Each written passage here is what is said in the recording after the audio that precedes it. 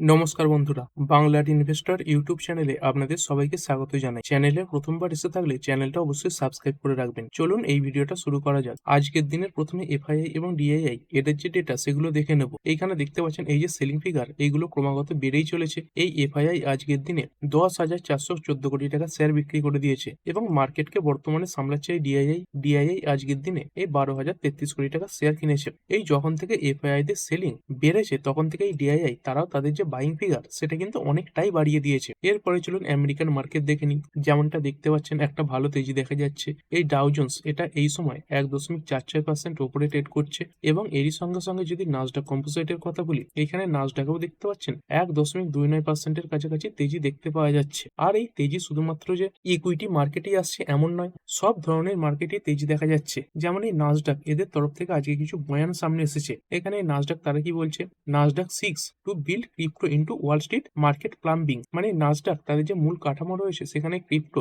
এটাকে অন্তর্ভুক্ত করাতে চাইছে। আর এই ক্রিপ্টো নিয়ে যখন কথা হচ্ছে, চলুন আমরা ক্রিপ্টো মার্কেট দেখে নিই কেমন পারফরমেন্স করছে। যেমনটা দেখতে পাচ্ছেন এই বিটকয়েন এই ট্রাম্পের তরফ থেকে 5 দিনের টাইম ফ্রেম সামনে আসার পর থেকেই একটা বড় র্যালিতে রয়েছে। কিছুক্ষণ সময়ের মধ্যে দেখতে পাচ্ছেন একটা বড় স্পাইক দেখিয়েছে। এই একটা ক্যান্ডেলস্টিকেই প্রায় 3.5% উপরে বেড়েছে এবং তারই সঙ্গে সঙ্গে এই যে ইথেরিয়াম, এখানেও দেখতে পাচ্ছেন সেম প্যাটার্ন কিন্তু দেখতে পাওয়া গেছে। তো এই একখানা বয়ানে বিভিন্ন যে মার্কেট সেখানে র্যালি এসেছে। আর শুধুমাত্র এই ক্রিপ্টো ইকুইটি এইগুলো বাদ দিয়ে যদি অন্যান্য মার্কেট দেখেন, যেমন গোল্ড সিলভার যেইগুলো আজকে অনেকটা নিচে পড়ে গিয়েছিল, সেখানেও কিন্তু ভালো রিকভারি এসেছে। এরপরে আমাদের ইন্ডিয়ান এডিআর গুলো কেমন পারফর্ম করছে। এই এইচডিএফসি ব্যাংকের এডিআর সামান্য নিচে রয়েছে। ইনফোসিসের এডিআর প্রায় 2% আপ বলতে পারেন। উইপ্রোর এডিআর 0.93% উপরে। আইসিআইসিআই ব্যাংকের ADR 1.92% up. Doctor Reddy lab প্রায় 0.5% ডাউন। তারপরে এই যাত্রা অনলাইন এটা 1.87% উপরে ট্রেড করছে। আর এই গিভ নিফটি এখান থেকে কেমন সংকেত আসছে, এর আগের ভিডিও যখন কভার করছিলাম তখন এই গিভ নিফটি এটাই 23,400 কাছাকাছি চলছিল। তো সেই টপ লেভেল থেকে এখন এই গিভ নিফটি এটা অনেকটাই পড়ে গেছে, প্রায় 200-250 পয়েন্ট পড়ে গেছে। যদিও এখন এই 702 পয়েন্ট উপরে রয়েছে, প্রায় 3% উপরে গিভ নিফটি এখানে কিন্তু তেজি দেখতে পাওয়া যাচ্ছে। তো যদি এর মাঝখানে খুব কোনো খারাপ খবর না আসে, তাহলে আগামীকালের যে ওপেনিং এবং তার সঙ্গে সঙ্গে আগামীকাল মার্কেটের যে পারফরমেন্স সেটা ভালো হওয়ার সম্ভাবনা কিন্তু অনেকটাই বেশি। আর কেন তেজি এসেছে এটা তো এর আগের ভিডিওতে ডিটেলসে কভার করেছিলাম। এই 48 ঘন্টার যে আলটিমেটাম দিয়েছিলেন ডোনাল্ড ট্রাম্প, তারপর থেকে আরো 5 দিন তিনি এটা বাড়িয়েছেন। ট্রাম্প কি বলেছেন যে ইরানের সঙ্গে তার পজিটিভ কথাবার্তা চলছে এবং এই 5 দিনে তিনি ইরানের কোনো প্রকার এনার্জি ইনফ্রাস্ট্রাকচার তার সঙ্গে সঙ্গে এই যে পাওয়ার গ্রিডে স্ট্রাইক করার কথা বলেছিলেন সেগুলো করবেন না, আপাতত বন্ধ রাখছেন। তবে ইরান তার দিক থেকে কিন্তু এই ব্যাপারে কোনো কনফার্মেশন আসেনি, বরঞ্চ এই ইরানের যিনি ফরেন মিনিস্টার রয়েছেন তিনি এই ব্যাপারটাকে ডিনাই করে দিয়েছেন। মানে তারা বলতে চাইছেন আমেরিকার সঙ্গে এই ব্যাপারে তাদের কোনো কথাবার্তা চলছে না। কিন্তু আমাদের মার্কেটের জন্য যেটা গুরুত্বপূর্ণ সেটা হচ্ছে ক্রুড অয়েল। এই ট্রাম্পের বক্তব্যের পরে যদি দেখেন এই ক্রুড অয়েল এখানে ভালো পরিমাণে পতন দেখা গেছে। যদি না এই ক্রুড অয়েল এখানে আবার হঠাৎ করে বড় স্পাইক আসে,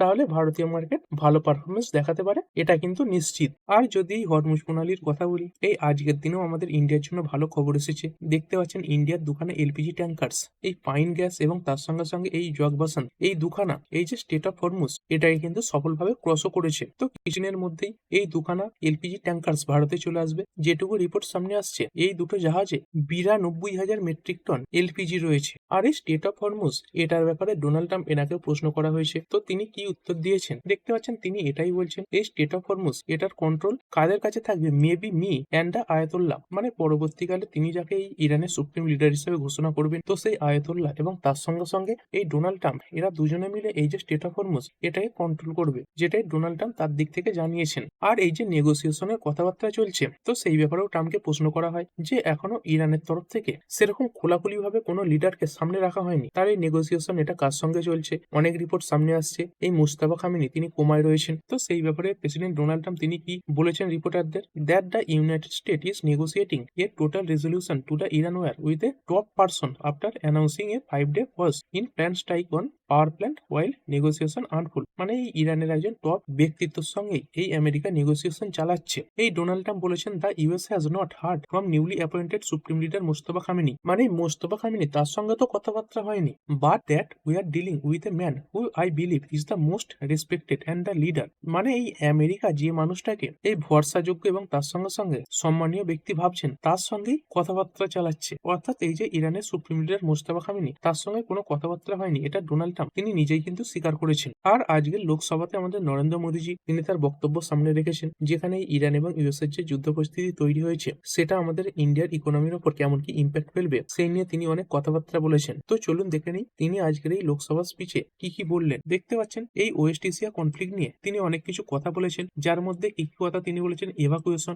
মানে যে সমস্ত ব্যক্তি এই গালফ কান্ট্রিতে আটকা পড়ে রয়েছেন তাদের এই দেশে নিয়ে আসা, তার সঙ্গে সঙ্গে এনার্জি সিকিউরিটি, মানে আমাদের দেশে যে এলপিজি, তার সঙ্গে সঙ্গে ক্রুড অয়েল, এই ব্যাপারগুলো যে ক্রাইসিস মোটামুটি দেখা যাচ্ছে সেই ব্যাপারে কি ডিসিশন নেওয়া হবে, এবং তার সঙ্গে সঙ্গে কল ফর পিস অর্থাৎ এই শান্তি যুদ্ধের জন্য বিভিন্ন কথাবার্তা তিনি বলেছেন। তার সঙ্গে সঙ্গে এই যে ইথানল ব্র্যান্ডিং, এই নিয়ে কথাবার্তা কিন্তু তিনি বলেছেন। দেখতে পাচ্ছেন কি বলা হয়েছে, India diplomatic and economic stance, neutral and piece. দেখতে পাচ্ছেন আমাদের ভারত বর্তমানে এই যে যুদ্ধ চলছে সেখানে নিউট্রাল স্ট্যান্স বজায় রেখেছে এবং তার সঙ্গে সঙ্গে শান্তির পক্ষে রয়েছে। মোদি কি বলেছেন, Modi reiterated that war is not the interest of humanity, মানে বলতে চাইছেন এই যে যুদ্ধ সেটা সেরকম প্রয়োজন নেই, and argue all parties to reach a peaceful resolution, এবং দেখতে পাচ্ছেন সকল পক্ষকে তিনি শান্তিপূর্ণ চুক্তির জন্য আহ্বানও জানিয়েছেন। তারপরে স্টেট অফ হরমুজ, এটা নিয়েও তিনি বক্তব্য সামনে রেখেছেন। He condemned the disruption of the state of Hormuz, মানে স্টেট অফ হরমুজ এখানে যে ডিসরাপশন দেখা যাচ্ছে সেই ব্যাপারে তিনি নিন্দাও জানিয়েছেন, এবং তারই সঙ্গে সঙ্গে বিভিন্ন ট্রেড রিলেটেড জাহাজে যে এই ইরান অ্যাটাক করেছে সেইটার বিপক্ষেও তিনি কথা বলেছেন, কলিং ইট আনএক্সেপ্টেবল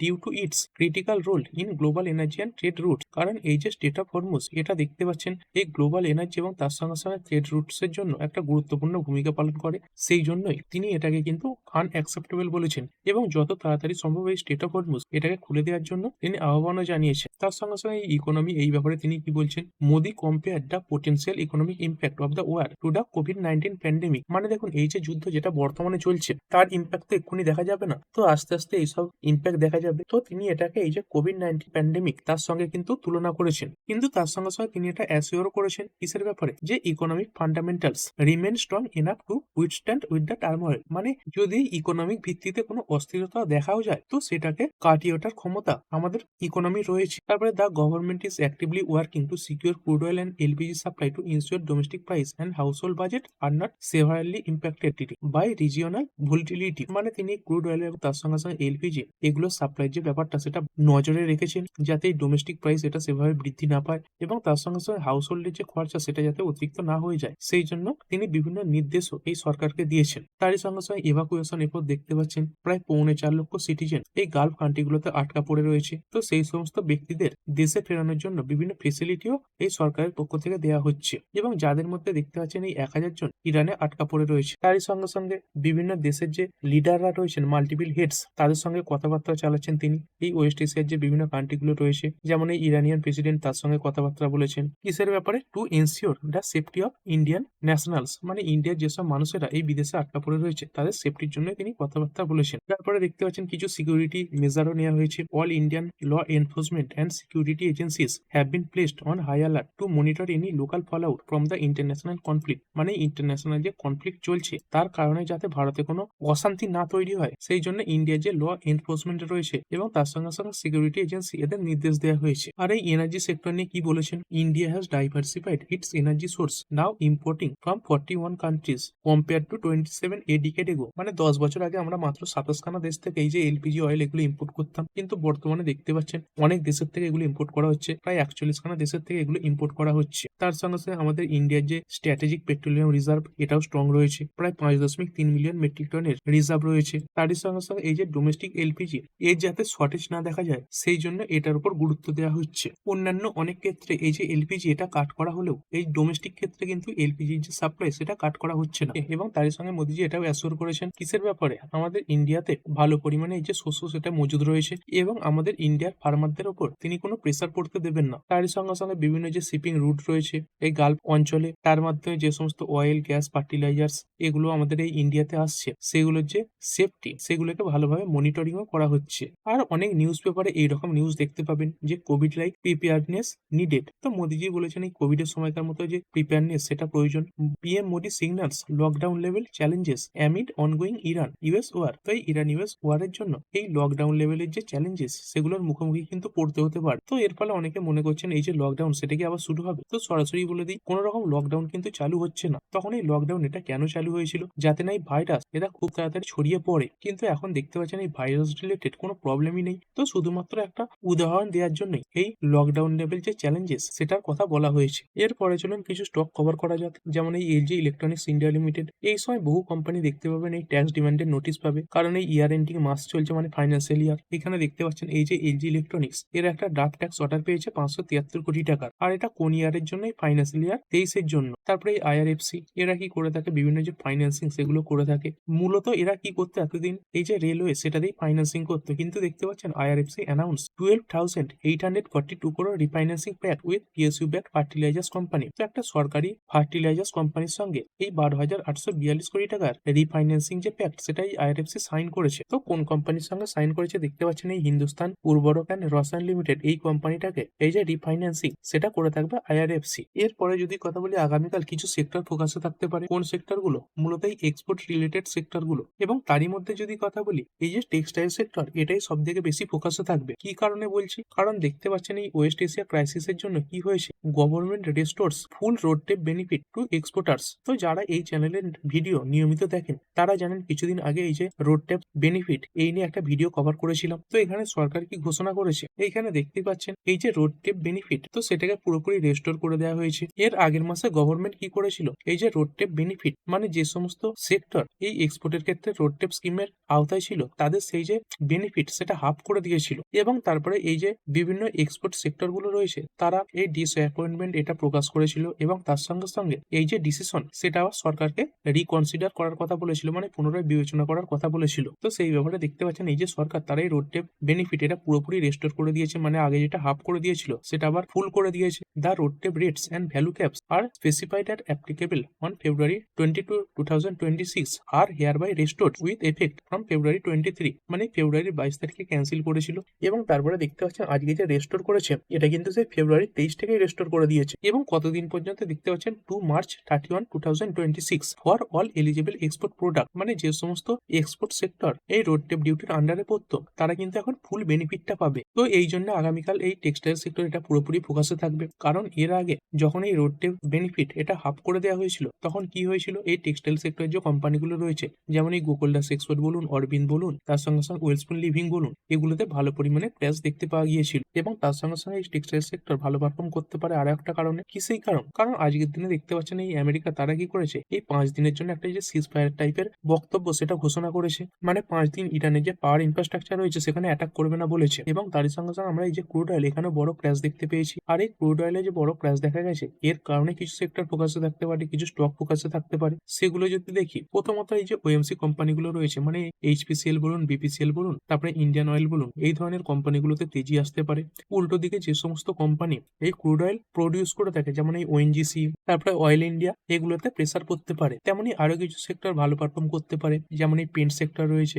এই পেন্ট সেক্টরের কাঁচামাল হিসেবে এই যে ক্রুড অয়েল তার ব্যাপক ব্যবহার রয়েছে। তারই সঙ্গে সঙ্গে এই টায়ার স্টক, এই টায়ার তৈরিতে যে রাবার ব্যবহার হয় সেই রাবার তৈরিতেও এই যে ক্রুড অয়েল সেটাকে একটা মেন কম্পোনেন্ট হিসেবে ব্যবহার করা হয়। তারপরে যে কেমিক্যাল সেক্টর রয়েছে এটা ফোকাসে থাকতে পারে। তারপরে এই সিমেন্ট স্টক, এর মধ্যে এই ক্রুড অয়েলের বিভিন্ন কম্পোনেন্ট ব্যবহার করা হয়, এই সিমেন্ট কোম্পানিগুলো ফোকাসে থাকবে। তারই সঙ্গে সঙ্গে রাইস রিলেটেড বিভিন্ন কোম্পানি, এগুলোতে এক্সপোর্টের বিভিন্ন প্রবলেম দেখা যাচ্ছিল, তো এগুলো ফোকাসে রাখতে পারেন। যেমন এই কেআরবিএল রয়েছে, তার সঙ্গে সঙ্গে এই এলটি ফুডস রয়েছে। তারপরে রেডিংটন নামে যে কোম্পানিটা, এরা বিভিন্ন যে ইলেকট্রনিক্স প্রোডাক্ট তার ডিস্ট্রিবিউটর হিসেবে কাজ করে থাকে। বিদেশেও এই কোম্পানির ব্যাপক ব্যবসা রয়েছে। এই যুদ্ধ রিলেটেড খবরে এই কোম্পানিগুলো প্রেসারে থাকে, তো এই কোম্পানিটাকে ফোকাসে রাখতে পারেন। তার সঙ্গে সঙ্গে যদি কথা বলি এই যে এয়ারলাইন সেক্টর, এটাও ফোকাসে থাকবে। এই যে এয়ারলাইন সেক্টর, এর তো দুদিক থেকে ক্ষতি হচ্ছিল। প্রথমত এই যে ক্রুড অয়েলের প্রাইস এটা বেড়ে গিয়েছিল, সেই কারণে এই যে এয়ারলাইন সেক্টর রয়েছে তার যে জ্বালানি ব্যবহার করা হয় তার দাম বেড়ে গিয়েছিল, এবং তার সঙ্গে সঙ্গে এই মিডিল ইস্টের টেনশনের কারণে কি হয়েছিল, অনেক ফ্লাইট এগুলোকে বাতিল করতে হচ্ছিল, ঘুর পথে এগুলোকে নিয়ে যেতে হচ্ছিল।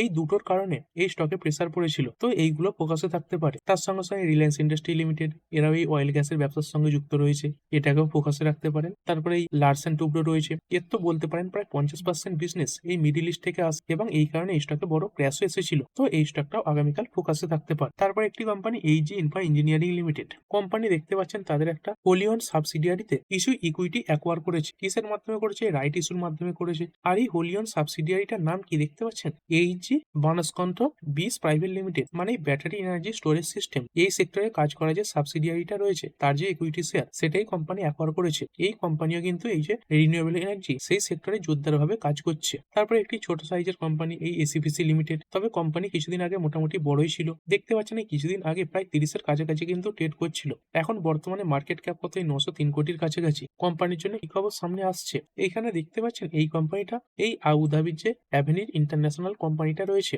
তার 90% স্টেক অ্যাকোয়ার করতে চলেছে কত টাকায়, 1530 কোটি টাকাতে। তো একটা বড় মাপের কোম্পানিকে এই এসিপিসি এরা কিন্তু অ্যাকোয়ার করতে চলেছে। এরপর একটি কোম্পানি C2C অ্যাডভান্স সিস্টেম, এই কোম্পানি কি কাজ করে থাকে দেখতে পাচ্ছেন, vertically integrated defence electronic solution provide করে থাকে। কোথায় করে থাকে দেখতে পাচ্ছেন, টুডা indigenously develop defence product industry in India, মানে ইন্ডিয়ার যে ডিফেন্স প্রোডাক্ট ইন্ডাস্ট্রি রয়েছে তাদেরকে বিভিন্ন যে সলিউশন সেগুলো প্রোভাইড করে থাকে। এইখানে কোম্পানি কিছু বড় মাপের অর্ডার পেয়েছে। দেখতে পাচ্ছেন C2C advance system limited has received and order for the design and supply of 29 mission computing system for counter drone application from a leading Indian defence and aerospace company, মানে একটা বড় Indian defence এবং aerospace কোম্পানির তরফ থেকে এই অর্ডারটা পেয়েছে। তারপরে DCX সিস্টেম, আজকে এত খারাপ মার্কেটের মাঝখানেও এই যে DCX সিস্টেম এখানে একটা ভালো র্যালি দেখা গেছে। আজকের হাই কত লাগিয়েছিল, এই 187 হাই লাগিয়েছিল। কি কারণে কোম্পানিটা বেড়েছে দেখতে পাচ্ছেন, কোম্পানি আজকে প্রায় 12% পর্যন্ত বেড়েছিল, কারণ এই কোম্পানিটা 563 কোটি টাকার অর্ডার জিতেছে। আর এই অর্ডারে কোম্পানিটাকে কি করতে হবে দেখতে পাচ্ছেন,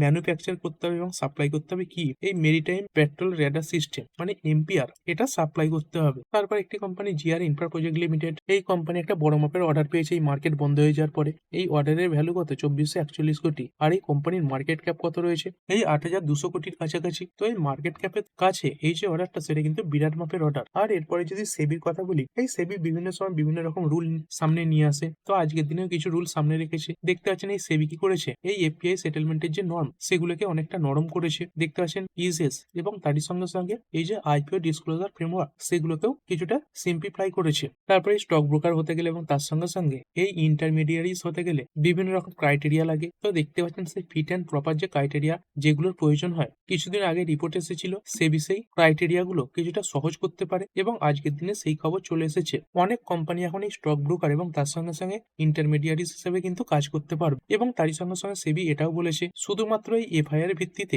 কোনো ব্রোকারকে কিন্তু ডিসকোয়ালিফাই করা হবে না। তো এই ছিল আজকের কিছু খবর। আর ভিডিও শেষ করার আগে চলুন দেখে নিই আমেরিকান মার্কেট কেমন পারফর্ম করছে। যেমনটা দেখতে পাচ্ছেন এই ডাউ জোন্সে এই তেজি আবার ফিরে এসেছে, অনেকটা নিচে নেমে গিয়েছিল এই 46,100 কাছাকাছি। সেখান থেকে একটা শার্প রিকভারি এই ডাউ জোন্সে দেখা গেছে।